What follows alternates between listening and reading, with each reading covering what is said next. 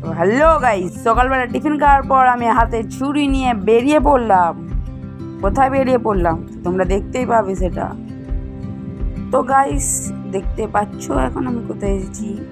তো তারপর দেখো আমি সেখান থেকে একটা পাতা কেটে নিয়ে এলাম, পাতা বলতে কলা পাতা কেটে নিয়ে এসে আমি ঘরে যাচ্ছিলাম। ঘরে গিয়ে আমি দিয়ে দিলাম। তো দেখো সেখানে পাতাটা দেখে হাসছিল।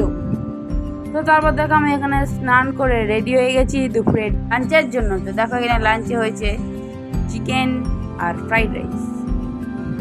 তো দেখো এইখানে আমি এখন রাস্তায় চলে এসেছি, কারণ আমি আমার মামা বাড়িতে ছিলাম এতদিন। তো এখন আমি মামা বাড়ি থেকে বাড়ি যাব। তো সেটা একটা কোনো ভিডিওতে বলবো যে আমার বাড়ি কোথায়, আমার বয়স কত, আমি কত দূর অবধি পড়াশুনো করছি, মানে করি না এখনো করছি আমি পড়াশোনা। তো দেখো তারপর আমি জলজিরা খেতে খেতে বড় বড় ঘর বাড়ি দেখতে দেখতে, গরু ছাগল বাছুর ছানা দেখতে দেখতে সাত সমুদ্র তেরো নদী পার করে আমি হাঁটছিলাম। যত হাঁটছি যেন পথ আর শেষ হয় নাই। দেখো পেছনে যে লোকগুলোকে দেখতে আছে, লোক নয় মেয়েগুলোকে দেখতে আছে, সেগুলো সব আমার। তো দেখো তোমাদের সঙ্গে স্টেশনে গিয়ে দেখাচ্ছি। তো গাইস তো দেখো এখানে কত সুন্দর ভিউ।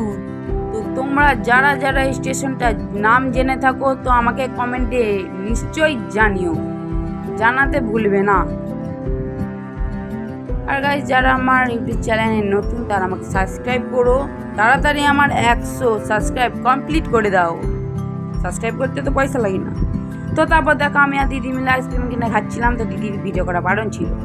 তো তারপর আমি সেখান থেকে বকবক করতে চলে এলাম আমাদের ঘরে রাস্তায়।